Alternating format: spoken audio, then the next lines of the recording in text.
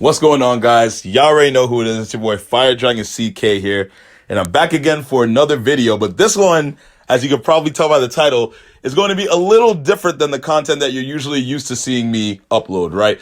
It actually ties in to where I am now in terms of gaming and how I became a gamer. But, well, that's what this video is going to be about, right? How did I become a gamer in the first place? This is going to be my gaming story and why Sony is my preferred company of choice when it comes to gaming, right? Over Nintendo and Microsoft. And not necessarily that I prefer, well, I don't really prefer Sony too much over Nintendo because I like Nintendo as well. But generally why I prefer Sony to Microsoft, as people tend to view Microsoft as being Sony's biggest competition, right? So I'm going to get into that. But first, I'm going to get started, on my first gaming memory, man.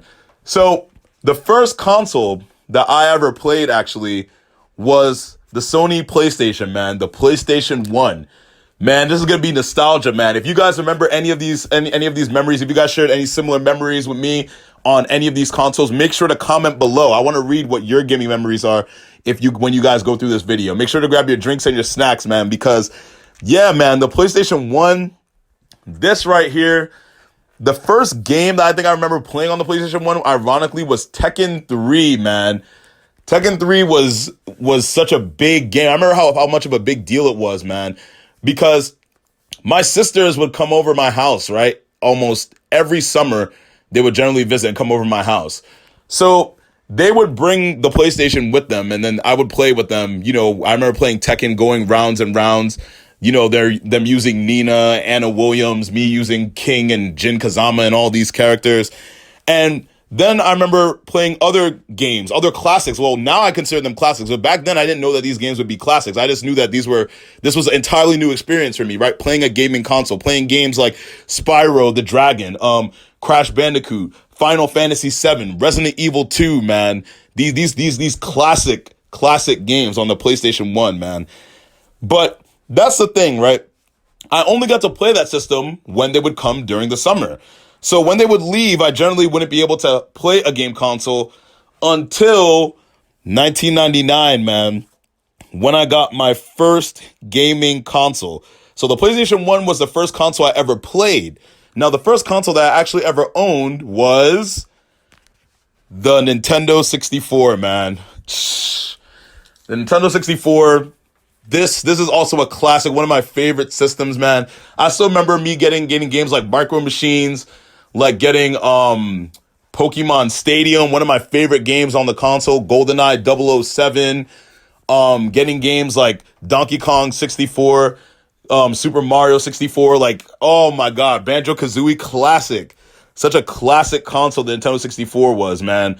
Games like Conker's Bad Fur Day, come on, man. So that is my first system, right? So now I've experienced two systems, but I've owned one. So the two systems I played were N64 and PS1, but the only one I actually owned at this point was the N64. So now, as we would know now, Sony would end up winning that console generation, right? Which is the fifth console generation. And there are multiple consoles released in the fifth console generation, but I think we could both agree that the PS1 and the N64 were clearly the two most popular systems of that generation. And Sony by far won that generation with about 102 million consoles sold. And this was as of a while ago, guys, these numbers. So these numbers can be different now. And the N64, the last reported numbers I was able to find was 32.93 million. So Sony blew Nintendo out of the water when it came to sales. Now, don't get it twisted. We're not just going to make it seem like sales indicate how great a console was, because in my opinion, I personally put the PS1 and N64 as equal systems. I don't really care about sales. I just use sales because people like to use sales as a way to determine which console won the generation. So if we're going by sales, then Sony would have been the winner of the fifth console generation, right? Now, here's going forward, right? The sixth console generation. So me, with owning a Nintendo 64, naturally the next system that I would be getting was, well, the Nintendo GameCube, right? And I got this game for my birthday, which was September 3rd of 2002, is when I would get my first sixth generation gaming console, man. I still remember the memories I had with the Nintendo GameCube, man. I mean, games like Super Mario Sunshine, man. with that with Flood, that hover nozzle, man. Come on, X-Men Next Dimension. One of my favorite fighting games, man. This is when I really started getting heavy into fighting games. You know, fighters like X-Men Next Dimension, Mortal Kombat Deadly Alliance. My first ever Mortal Kombat game was actually on the Nintendo GameCube, man. It was actually the GameCube version of Mortal Kombat Deadly Alliance. Another fighting game like Bloody Roar Primal Fury. Like, these are some of my earliest fighting games that I've ever played. And then, you know, you have your other classics like Smash Bros. Melee. I mean, the GameCube is a classic system, right? But the next year, you know, September 3rd, 2003, is when I would get the PlayStation 2, which still to this day is my personal favorite gaming system of all time, right? And the day that I got my PS2 on my birthday, I got 3 games with the PS2, and these 3 games were all fighters, right? Which were Dragon Ball Z Budokai 1, Tekken 4, and Tekken Tag Tournament. These would be the 3 games that I bought along with the PlayStation 2 console. And these are all fighters, man. This is what really helped mold my love for fighting games so much. Because I grew with these franchises, you know what I mean? Dragon Ball Z Budokai 1 was amazing, you know, playing the story mode. The first time a DBZ game was made correctly with a fully fledged story mode that had animated cutscenes that resembled the show. I mean, now we pretty much see that all the time with DBZ games, but this is really the true first DBZ game that hit in North America was Budokai 1. Then I would get Budokai 2 for Christmas that same year, and then I would get Budokai 3 the following year in 2004, right? And just like in 2004, I updated, got Mortal Kombat Deception. I made sure to stay up to date getting Mortal Kombat Armageddon years later and things like that, right?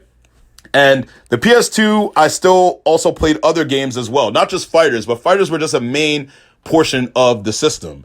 But still, I played games like Ratchet and Clank, of course, like Jak and Daxter, The Precursor Legacy, Jak 2, Jak 3, Sly Cooper and the Thievius Raccoonist. Like, these are Shadow of the Colossus. Like, this system, the PlayStation 2, when it comes to games, actually, I think it actually has the biggest game library of any console ever. Now that I think about it, I'm pretty sure that it does. With close to 2,000 games. I mean, that's crazy. And it won the 6th generation. The same way how the PlayStation 1 won the 5th generation of gaming consoles, the PlayStation 2 won the 6th generation. And obviously the 6th generation of gaming consoles was the PS2, the Xbox, the GameCube, and if you really want to count it, the Dreamcast. But as we know, the Dreamcast was a failure and was later discontinued soon after. But the PS2 is the greatest selling game console of all time. So I really shouldn't have to tell you guys that it won the 6th generation. But if you want to see numbers, there you go. And to keep in mind what's scary is that the PS2's numbers of 155 million consoles sold, that was as of March 31st, 2012. So who knows what those numbers are now? So the Xbox, as we know, debuted during the 6th generation. And I never really played the Xbox. Do you want to know why? There's actually a really simple reason. Because I never really saw too many people that owned an Xbox. Generally, all my friends that I was around owned a PS2. So that's why I never really was interested in Xbox, because pretty much everybody I knew had a PS2. So it's not necessarily because the Xbox was a bad system, because the original Xbox was a great console. It's just that I didn't really have the social circle of friends that had it. You know what I mean? But I will say that the original Xbox revolutionized online gaming as we know it. You know, Xbox Live launched on the original Xbox. And even back in 2002, you could actually party chat on Xbox. One of the things that people forget is how much Microsoft revolutionized online gaming. With the fact that you could actually party chat back on the original Xbox, a feature that Sony wouldn't get until the PlayStation 4 in 2013, that's a big accomplishment. So I just wanted to mention that, right? So now here's the thing. So we just covered the 5th generation of gaming consoles, the 6th generation of gaming consoles, and now we move on to the 7th generation of gaming consoles, right? Well, as I just told you guys, I didn't have the social circle to own an original Xbox. A lot of my friends all have PS2s at this point, right? But now this all changed with the Xbox 360. The Xbox 360 was a console that came out a year before the PS3. As many of us know, it came out, I think, in November of 2005, whereas the PS3 would not come out until the holiday season of 2006. So naturally, more people started buying Xboxes. You know, they want to get into the 7th generation of gaming as soon as possible. So all of my friends had Xboxes, right? And I wouldn't get an Xbox, ironically, until 2 years later. So I wouldn't actually get an Xbox until my birthday of 2007 is when I would get an Xbox. So my friends were during that whole time, they were like, Vic, man, you got to get an Xbox. You got to get an Xbox. You got to get an Xbox. So I'm saying, you can play online with us and all this and that. So I'm saying, man, all right, cool. At this point in time, keep in mind, guys, I'm still young. So I don't nearly have the same knowledge that I have now in terms of gaming and in terms of looking into things. What are the benefits of a console? What are their graphics? What are their features? I didn't really realize that until much later on down the line, right? So I got an Xbox 360 for my birthday of 2007. And the games I got for my Xbox 360 were, I believe I got the Transformers video game. I think I got some like Spider-Man game as well. I could be wrong. I think I may have gotten Rock Band 1, if I recall. So those are games I had for my Xbox 360, right? Now, here's the thing with the Xbox 360. The thing with the Xbox 360 is that it was a good console, but I never played online with it. Now, this is no fault of the console. This is my fault, right? I didn't experience online. So maybe that's why the console wasn't that, I never really saw what was so great about it, right? Because I never really played online. So me, when I had an Xbox 360, I just played offline single player games is what I mainly did. I mean, later on with the 360, I would buy games like, say, Devil May Cry 4 I bought on 360. I would also buy other games like, say, Tekken 6. I did buy that on 360 as well. I bought, the SmackDown vs. Raw games, which I forgot to mention I also bought on the PS2. I think that goes without saying, if you had a PS2, you had to have wrestling games, which I continued on the 360. I bought games like SmackDown vs. Raw 2008, 2009, things like that. So now I realize something. Do you guys know something about all those games I listed? Games like Tekken 6, SmackDown vs. Raw 2008, 2009, Transformers. You guys know something about all these games, Rock Band? None of these games are exclusives. These are all multi-platform games that can be played on other consoles. So that's one of the things that I noticed later on down the line, right? So, but before we get to that, I just want you guys to keep that in your head. So my 360 lasted for about a good year or so, and then the console would end up breaking on me, right? Now, many people would probably assume that, oh, your console probably got the red rings of death. No, I'm not going to lie. The console didn't get the red rings of death at all. What it did get was what was known as the Xbox 360 disc read error. How many of you guys from the 360 era may have heard about that? Which is where you put a disc in your Xbox and all of a sudden the DVD drive doesn't read the disc anymore. That is what happened to my 360. I mean, technically the system still worked. It probably could have still played downloadable games. But back then, guys, I only bought games in a physical format. You know what I mean? I'd even have a credit card at the time. And my parents surely weren't going to use their credit card on Xbox Live at the time, right? Because buying downloadable games was still in its infancy around the 2007, 2008 period. So me, I said, okay, fine. I'm just going to go ahead and sell this console to somebody. I think I sold it to one of my friends who I guess he knew somebody that could fix it, right? Whatever, it is what it is. So that was in sometime in 2008 where the console broke. And then 2009, I actually got another Xbox. So keep in mind, guys, when my Xbox 360 broke, I just went back to playing the PlayStation 2 because I was already playing games offline anyway. So it didn't really make a big difference going from Xbox to PS2 because I was playing games offline on 360 and now I'm just playing games offline on PS2. So when I got a new Xbox in 2009, here's the thing that happened. I got an Xbox 360 arcade model. So you guys probably will remember that if you guys actually really bought Xboxes around that time. The first Xbox I got back in 2007 was the Xbox 360 Premium. But the one that I got now to replace that broken one was the arcade. Now, this Xbox, I'm not going to lie to you. There were no issues with this Xbox. It worked perfectly fine. No overheating, no disc read error, no red rings of death, nothing. There was nothing wrong with the console.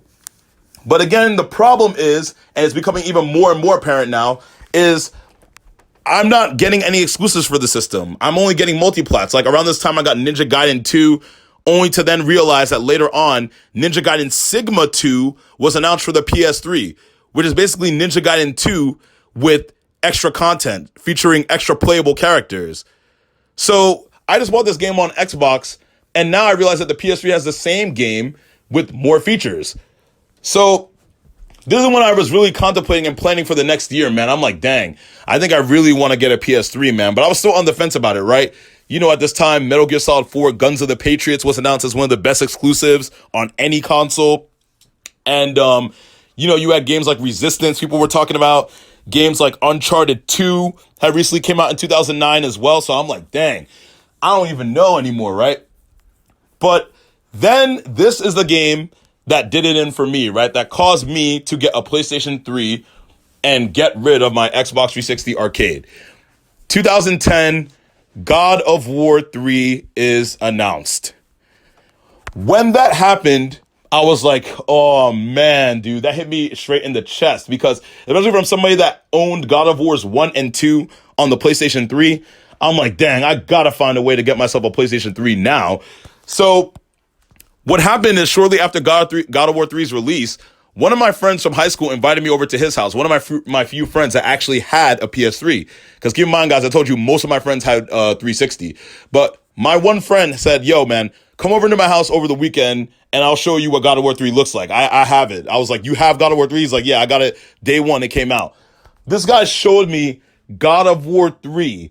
I want to say maybe a day after it came out. Yeah, it was a Saturday, I believe. The Saturday when it, maybe no, because God of War 3 came out on a Tuesday. So it was probably it was within the week that it came out, give or take, right? So he calls me over and he shows me the game. He said, check this out, man. So imagine I'm seeing God of War 3 played in full 1080p resolution on an HD TV. I think it was like a 60-inch TV. When I tell you, when I came from Xbox and I saw this game, I'm like, bro, I have never seen anything this epic before in my life. This is actually ridiculous. And it's not to say that Xbox didn't have epic games. Games like Gears of War 2. Games like, say, Forza was great on Xbox. Games like, say, Fable 2 and Fable 3. Games like Halo 3 especially.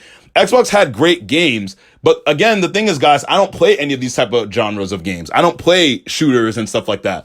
So these games didn't really interest me. I'm not saying that they weren't epic, but I just didn't really care for those games. You know what I mean? But when I saw God of War 3, I'm like, when I really saw it in person, that's when I said, okay, I'm going to start planning. So literally, this is what I did. I'm not going to lie to you guys. This is literally what I did. So I went and I sold my Xbox and I bought PS3 games. Yes, you heard me correctly. I took my Xbox 360 arcade, sold it, and bought PS3 games and an HDMI cable. I did that before I would even get the PS3, maybe like a month or two before I knew I was going to get a PS3, because I knew that my parents were definitely going to buy it for me for Christmas, as they always typically do. They either buy me a new console for Christmas or my birthday, right? So what I did was I traded in my Xbox and I got multiple games for my PS3. All the games I had on Xbox, I got again. So I got SmackDown vs. Raw 2008, 2009. I got Tekken 6 again. I got Devil May Cry 4. I got Ninja Gaiden Sigma 2, the version of Ninja Gaiden with extra DLC content, right? So I made sure all the games that I had on Xbox, because they were all multiplats, I can still get them on PS3.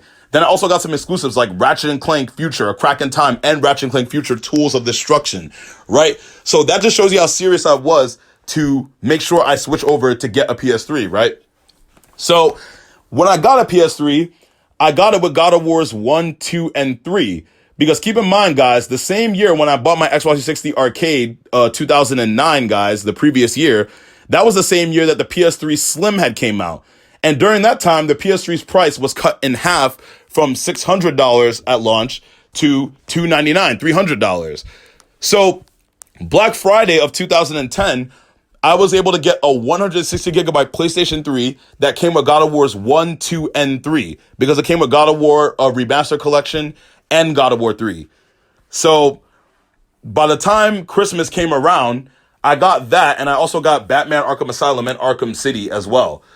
So I was able to get a PS3 with about 10 games by the time Christmas came around of 2010. By the time Christmas 2010 came around, I made sure that I already had a PS3, and I had about 10 games with it. Now, here's one thing that I'm going to talk about, right? One of the things I'm going to talk about is, well, if you like Sony so much and you like the PS3, well, why did you get a 360 instead of a PS3? Why didn't you just try to get a PS3 from the get-go, right? Well, guys, one of the main reasons why is because of price, guys. I think one of the things that people forget about is just how expensive the PS3 was, right? It was, the PS3 came out in two models back in 2006. As we know, the 20 gigabyte PS3 came out, which I believe was $499.99. And then the 60 gigabyte PS3 came out, which is the one that everybody talks about. You know, the PS3 that was $600, the $599.99 version, the 60 gigabyte model, right? Now, the main reason why my dad bought me a 360 instead of a PS3 was just because of price. That's really the main reason why. When my dad saw how expensive these consoles were getting, he was like, dang, these are really expensive, Vic. I'm sorry, but I'm going to get you a system, but I'm going to have to get you the Xbox 360. You know, it's my dad. He worked hard for his money, you know what I mean? And he's a good guy, and he's always gotten me everything I wanted in the past. So I'm not going to be a little brat, you know, and harass him just for the fact that I can't get a PS3 now, and he got me an Xbox 360 instead. So I said, you know what? Okay, cool. I'm going to go with it. Most of my friends have 360 anyway. It is what it is. So that's the main reason why I got a PS3. I mean, a 360, sorry. But what I find funny now, right, is when people try to clown the PlayStation 3. I'm talking about the original PlayStation 3 that came out, the fat one, right? People were like, oh, that system is $600. Of course, that system, it wasn't going to sell well. Because as we know, guys, the 360 outsold the PS3 very, very badly around the beginning of the seventh generation. There was one point in time, I think, where Sony was at an 8 million console deficit when Microsoft was outselling them by 8 million systems, right? But here's what I find funny about this, right? People will mention the fact that the PS3 60 gigabyte model was $600, but that's the only information that they tell you. People only tell you the information that they want you to know. The only thing they're going to tell you is the price of the system, but they're not going to tell you why the price is justified. Why is the system priced at $600? Right? Now, one of the things about the 360, why it was cheaper, is because it lacked a lot of features that the PS3 had. So yes, the 360 was cheaper than the PS3 if you bought a bare bones Xbox 360, but if you wanted to have an experience on the Xbox 360 to mimic that of a PlayStation 3, what if I told you guys that it would actually cost you more money than what the PS3 was going for? Check this out, right? So, one of the best features of the PS3 is the fact that it came with HDMI. The PS3, yes, from 2006, the 60, I'm specifically talking about the $600 60 gigabyte PS3 model, right? The 60 gigabyte PS3 for $600, that console at launch in 2006, back when HD was in its infancy, that came with an HDMI port even back then, right? HDMI did not come into the Xbox until 2 years later with the Xbox 360 Elite model. And that version of the Xbox was actually $479.99. So let's go ahead and do the math, guys, right? So you tell me which is a better buy. So let's go ahead and try to assemble an Xbox 360 that's going to have the similar features of the PS3. So the first thing you have to do is buy an Elite Xbox, as I just told you. And that is $479.99. The next thing you would have to do is, well, the PlayStation 3 has a built-in Blu-ray player. As we know, the Xbox 360 didn't. So the closest thing that you could do on the Xbox 360 back then to mimic that of Blu-ray is to get an HD DVD player, because Microsoft's preferred format at the time was HD DVD, whereas Sony was championing Blu-ray. Well, to get an HD DVD player at the time, that costed $199. Yes. So that cost an additional $200 just to get an HD DVD player. And as we would know, years later, HD DVD became obsolete and Blu-ray became the preferred format. So let's add that to the tally as well. And then if you wanted to get a wireless network adapter, the Xbox 360 didn't have built-in Wi-Fi. So you would literally have to buy a wireless adapter and attach it to the 360. And that would cost you anywhere from $60 to $87, depending on where you buy it from. Now, the next thing that people don't tell you is that you would also have to buy a mic if you plan on playing online. So you're going to have to buy a mic, either the one Microsoft makes, or you would have to buy one that was an officially licensed product of Microsoft, like, say, a Turtle Beach or a brand of that sort. And then, of course, you have to pay for Xbox Live, which is $59.99 per year. Add all this up, guys, right? Now, let's look at the PS3 60 gigabyte that everybody talks about being $600. Well, let's look at the features of the console. The console had built-in Wi-Fi right out of the box. It had a built-in Blu-ray player right outside of the box. It had HDMI right outside of the box. It had a wireless network adapter in the console out of the box. It had a rechargeable controller out of the box. It came with 4 USB ports out of the box. It had SD and micro SD card slots out of the box. You could even jailbreak the PS3 and even turn it into a personal computer at the time by installing Linux on the system. The PS3 controller was rechargeable with micro B cables. And the micro B cables at the time were the same cables that would often come with Android phones. So you would have PS3 chargers in your house at the time without maybe even knowing it. And the PS3 60 gigabyte was backwards compatible. So that system could play PS1, PS2, and PS3 games. And any Bluetooth mic worked as a headset. That's one of the biggest features that people forget about the PlayStation 3 is that you didn't have to buy any specific mic that Sony made. If you had a Bluetooth microphone or a Bluetooth headset, that would work as a gaming microphone. And I know this personally because I remember I went to a flea market one time and I just bought a random $5 Bluetooth headset and I was using it as a mic perfectly fine. So as you guys can see, the PS3 actually comes with more features outside the box, and many of the features that we consider standard now in gaming in 2020, the PS3 had at launch 8 years ago. You know what I mean? So it's kind of crazy how people will sit up here and try to clown Sony for having a $600 console when, as you guys can see right here with the tally, that it's like you're actually getting more value for less, and it would actually cost you a lot more money to assemble an Xbox 360 to have the similar features. So yeah, that's one thing. But anyways, aside from that tangent, that's why I prefer Sony, because I just feel like they give me a lot more value for my money. And the PS3 is one of the examples of that, right? One of the biggest downfalls for Sony, though, is the fact that they were hacked. As we know, the PlayStation Network was hacked.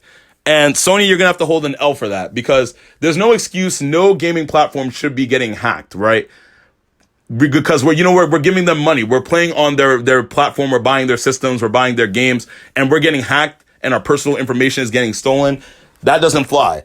I would definitely call out Microsoft if this happened. So I'm going to have to call out Sony for this as well, regardless of if I like the company or not. Now, to be fair, if somebody wants to hack something, they'll find a way. Even the United States Pentagon has been hacked before. So if somebody can hack the Pentagon, they can hack Xbox Live or PSN. Let's keep it real. But I digress.